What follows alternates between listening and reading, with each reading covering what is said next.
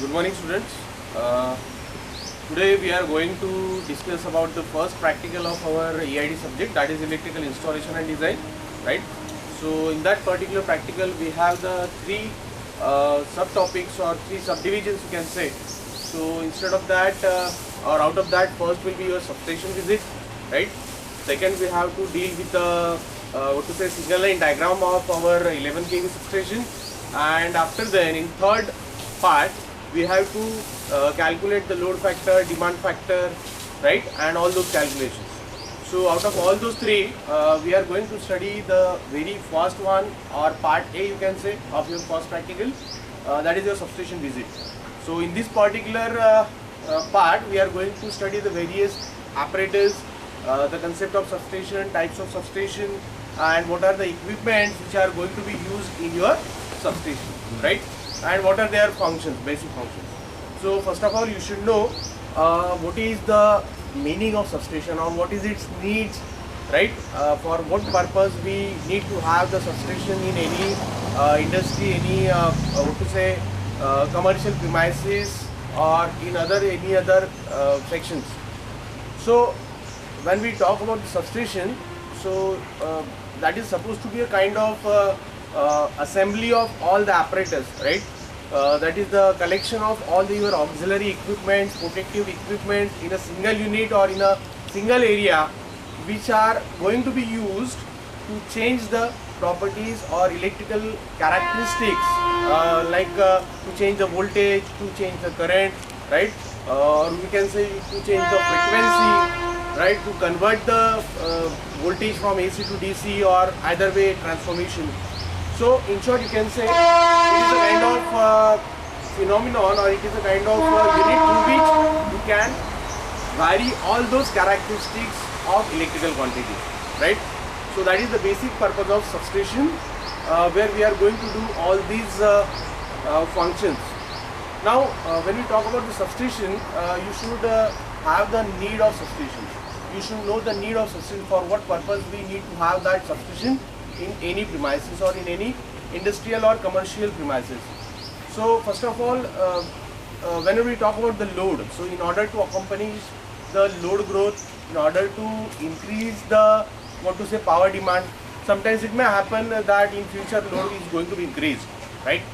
So in order to fulfill that load demand, you should have the substation unit from which you can fulfill that power demand or that load demand.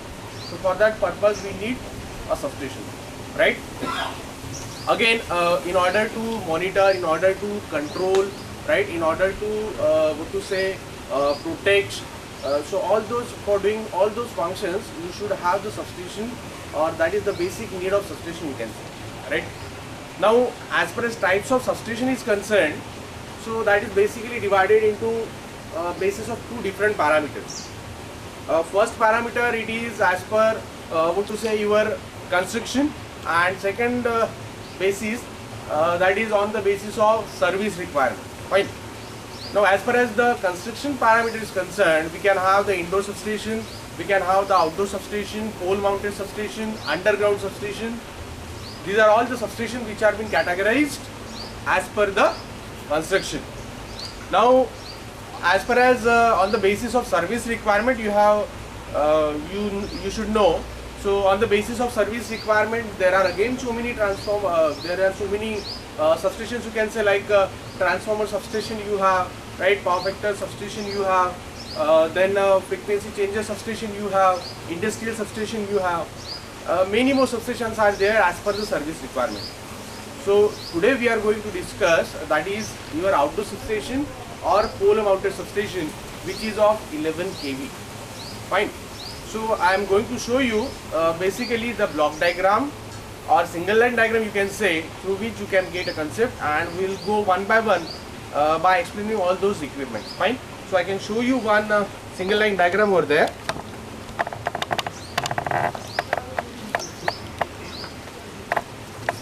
So if you can see here, this is the single line diagram, right, of your 11 kV substation. This is the single line diagram, right, and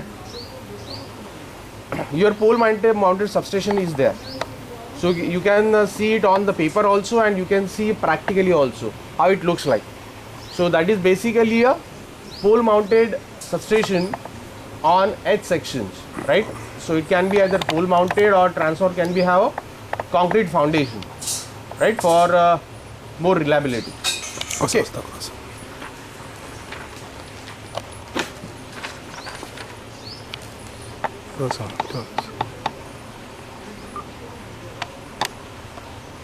So this is a basic single line diagram and sketch that you can see on the paper, and you can compare it practically also. Fine. So now, as far as substation is concerned, as I said, there are so many equipments that are going to be used in substation. So very first basic equipment that is being used in substation, that is a bus bar, right? So basically the supply which comes from the MSCB, right, that in case of HT line, that directly comes to your HT room, right? From HT room it will directly go to your transmission line, right, and that is connected to the bus bar section. So you can see that we have the bus bar section. So bus bar is a kind of conductor where incoming and outgoing of your active line is been connected, right? So different types of bus bar can be used, like a single bus bar, double bus bar. Single bus bar is sectionalization. So many types are used there. The function of bus bar is to connect your incoming and outgoing line of your transmission, or actually conductor, it is been connected to that particular bus bar, you can say. So that bus bar, it is made up of either copper or aluminium, and most of the cases it is in form of rectangular shape, right? So this is the very basic first part of your substation, that is bus bar. Secondly, after then we have the AB switch or earth switch, you can say, right? So what AB switch or earth switch that has been used for, when we isolate your bus bars from your active conductor or transmission line. So in order to discharge the equipment or whatever the charge any equipment is having, so in order to send that charge to ground, or in order to discharge all those equipments, we generally use earth switch or AB switch. So that is the function of earth switch or AB switch, right? In third case, you can see there in middle section we have lightning arresters. Fine. So you can have the in middle section, those are all lightning arresters. So what the purpose of lightning arrestor is? So sometimes it may happen, there is a voltage surge, there is a lightning surge happens, or over voltage condition may occur. So in order to protect the insulators or insulating materials from lightning surge and high voltage surge, that lightning arrestor is used. So in case of lightning, if the surge falls on your transmission line, that has been directly sent to the ground or the earth with the help of lightning arrestor. So basically it will have the two terminals. One is your HV terminal and second is ground terminal. So HV terminal, it is directly connected with the line of insulator, and second terminal, that is ground terminal, it is connected to the earth. So basic function of your lightning arrestor is to protect your insulation, is to protect your equipment from lightning or over voltage surges, right? Third, in case we have the insulators. So on lower side and on upper side, you can see that the insulators are used. So since it is a 11 kV substation, we have the pin type insulators there. Fine. So basic function of insulator is to carry the HT or LT conductor, is to give the mechanical support to your high voltage conductor, right? And to isolate it from conducting parts. So pin type insulator, then strain type insulators, right? Then many more other types of insulators are used, like a cycle type insulator. Fine. So as far as 11 kV or 33 kV substation is concerned, generally we used to have pin type insulators, and number of discs can be considered in a single unit, right, which is known as a string. So for the voltages beyond 33 kV, we use a string of any number of discs. So disc type insulators will be used there. So in 11 kV substation, we can have only it is sufficient to have pin type insulator. Okay. So that is the basic function of insulators we can have. Now after then, when you come to the downside, we have transformer. Fine. So that is again a very major and important part of any substation. So as I okay, so you can see there, this is the power transformer. Fine. So in our particular practical, we have the 315 kVA transformer, 315 kVA, and it is a distribution transformer, we can say, which is a delta and star connected, right? So 11 kV by 440 volt, that is the voltage rating, and 315 kVA is the power rating of our transformer. So generally in distribution transformer, primary it is supposed to be delta connected, and secondary, that is on load side, it is a star connected, so that we can have a neutral for feeding the single phase or three phase load. Okay, so majorly transformer having the so many different parts and auxiliary devices, right? That is the case of bushings. You can see there that conductors came to the part that is known as bushings. That is made up of again porcelain material that is been used to give the mechanical support to the heavy conductors, right? So these are all bushings. After then in transformer we have the one core and two three-phase windings, primary and secondary windings, and all that assembly it is been placed in a oil, that in particular tank, that whole assembly will be placed in a oil, that is act as a insulating medium, that is cooling medium, you can say. So and whatever the heat is generated because of continuous operation of oil, in order to release that heat or in order to cool that particular oil which is getting heated because of continuous operation of transformer, for that purpose we have the radiator plates. You can see here this particular thing, the sections you can see there, these are known as radiator plates. Okay, so in order to cool the oil, heated oil, we are using the radiator plates. In some of the cases we can have the blowers or fans in order to cool that radiator plates, but up to 11 kV we don't need that. When the kVA rating goes beyond 500 kVA, so in that case we need to change the type of cooling, and we need to give the air blast cooling also from external source. Fine. Next to it we have the one cylindrical structure there. If you can see that backside of the bushing, that cylindrical structure, that is known as conservator on the backside of the bushing. Okay, so what conservator do, that has been partially filled with the help of oil. That means whenever the load changes, either increase or decrease, but obviously the transformer oil and the winding will get heated. So as per the load, the heating will change, and accordingly the viscosity of oil will also changes, because of continuous operation the temperature varies, and accordingly because of the heating effect the viscosity of oil will also vary. So that means what, the oil will either get expand in case of increased load, or it may get compressed in case of decreased load. So for that expansion and contraction of oil, there should be some space. So that function, that expansion and contraction of oil will take place in conservator tank. So it is, as I said, it is partially filled with the oil, so that space can be managed with the help of conservator. That is the main function of your conservator, to give the space for expansion and contraction of oil. Okay, next we have one more function or one more part, that is a breather. This is a rod type vertical structure, you can say there. Okay, so that is known as breather. Now what the breather does there, whenever the transformer oil gets either expands or contracts, the air, it has been consumed from the atmosphere, from the external surrounding. So when it consumes the air from external surrounding, it contains the moisture. So but obviously if moisture will be there, and so it may change the properties of the oil.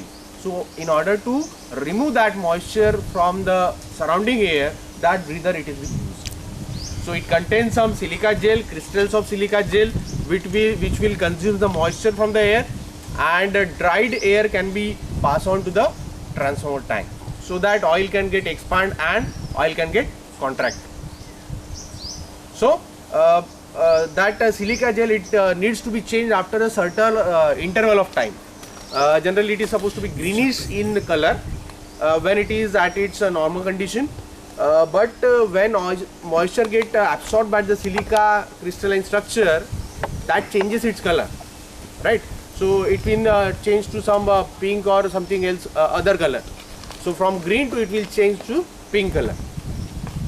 So after certain interval of time, we need to change that silica gel after certain interval. So that comes under the routine maintenance. So what you need to understand, the function of that breather is to consume the air without moisture, and that moisture it has been removed with the help of your silica gel, which is been fixed in your that breather structure. Okay, that is again a very important part. Then as far as internal structure, if you can consider, we have the one bucklose relay there, and that is for protection purpose. As you know, because of continuous operation, there may be a chances of fault, interturn faults, right? Fault in the transformer winding, fault in the transformer core. So because of that fault, some gases will be produced in the internal chamber of transformer. So that gas, because of that gas, your bucklose relay will get actuated and it will send the tripping signal to the circuit breaker. Fine. So for the protection purpose, in most of the transformer we have the bucklose relay, which is situated in the internal tag. And instead of that, then we have the tap changer, right? Then we have the foundation, okay, and then we have the other protective mechanism like relays and circuit breakers. These are all supposed to be my part of a substation. Okay, in this particular 11 kV we are not having the circuit breakers, but in major substations of 66 kV or 33 kV and above, we have either a oil circuit breaker, okay, then we use SF6 circuit breakers, air circuit breakers. So many circuit breakers are used. As you know, the major function of circuit breaker is to identify the abnormal condition. In abnormal condition, we can isolate, or we can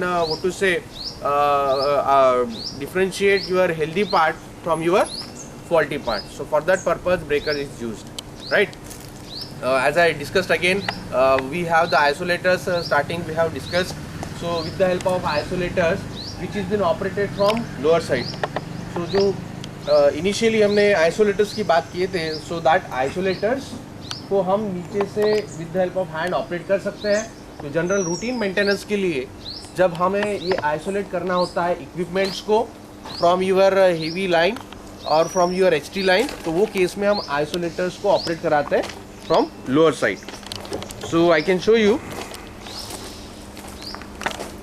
from here itself we can isolate that your transmission line or your active conductor from your load. So that is the basic function of your isolators. Okay, so these are all very major components of your substation, as I have discussed, right? That is your bus bar, isolator, insulator, lightning arresters we have, power transformers we have, right? Then we have this particular distribution panel where the all incoming and outgoing cabling it has been done, and HT and LT fuses are also used for the protection purpose, right? So that is supposed to be my secondary protection. Okay, in the center you can see there, in lower side we use some protection purpose, that is known as DO switch, DO fuse we can say. Okay, so that is a very thin wire, so that makes the function of make and break operation as like circuit breaker. Okay, so that is again for protection purpose, DO fuse you can use. This is the distribution panel, and this is your H section pole mounting. Here the transformer it is concrete mounted, but in 11 kV substation we generally have the pole mounted substation. So this is the case of pole mounted substation. So I'm going to summarize all those things, right? The function of we need to know the function of your isolator, your lightning arrestor. It is a part of equipment. Then we have the insulator, DO fuse. Okay. Then we have the earth switch or AB switch. Okay. Then we have the power transformer. Then we have the distribution panel. Along with that, sometimes we use PT and PT. You might have heard that word. That is current transformer and potential transformer. Now, as you all know, in HT and LT case, we have the very high value of voltage and current. So we cannot be measured by normally available equipment. Okay, so in order to measure that high value of current and voltage, we generally use current transformer and potential transformer. So what current transformer does? It converts your high value of current into your transmission line into a measurable quantity. Okay, by using certain turns ratio of CT, we can say. And as far as potential transformer is concerned, it will step down your high voltage to a lower side, which can be measured your available voltmeter. So that is in the range of 110 volt. And as far as CT is concerned, that is if you consider the turns ratio, so you can step down to the current to the 5 ampere range. So CT and PT, these are all instrument transformers, you can say, to step down the current and voltage corresponding. And lastly, we have very other auxiliary and measuring devices like indicators, measuring equipments, okay, small indicators, meter indicators, and so many other auxiliary devices we can use. So this is all about your substation equipment. Fine. I can show their control panel you can have. Okay. So after then I can show you the control panel from where the whole supply is getting distributed.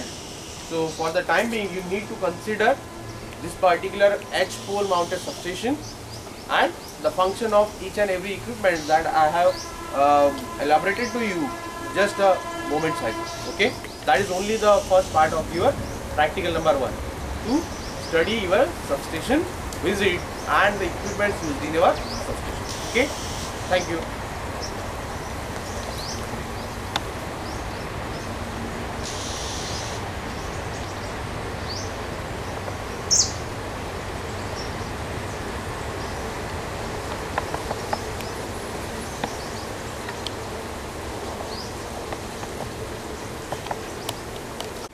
Okay, now it's as I said, this is the control panel from where the supply or from where the power it is being sent to the different buildings. Okay, you can see there new ABHA, street light, okay, LT bus bar is there, corporate building. This is a DG sets control panel and MSAP in, you know, that is the main incomer.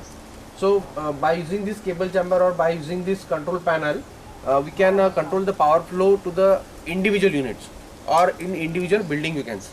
Fine. So this is a particular control unit, you can say, of this particular substation, that is of 11 kV to 415 volt. And here itself we have the new monitoring equipment. Okay, from here itself we can have the different parameters of different building like ABHA Gaikwad Patil, TGP building, corporate building. Okay, so from here itself we can count the per phase voltage, per phase current, per phase load in kilowatt at every instant. That means from 6 AM to till 6 PM. So in 12 hours of your load cycle, you can get all those values of voltage, current, and the load is being utilized per phase. Okay, so that is a very reliable and healthy monitoring system from which we can get the data for our analysis. That will helpful to calculate power factor also. As you know, if the power factor of the system or power factor of your commercial loads gets down, that any industry or any educational institute will get the penalty. Okay, so power factor should not drop down to the before the 0.9. If it happens so, that respective commercial company or educational institute or industry will have to penalty in the huge amount. So generally APFC is used, automatic power factor correction unit, the capacitor bank is used, but still on a priorly on a monitoring purpose we can have this particular unit. Okay, so that is the major box through which or major control panel through which we can monitor all those parameters for a very instant of time. Okay, thank you.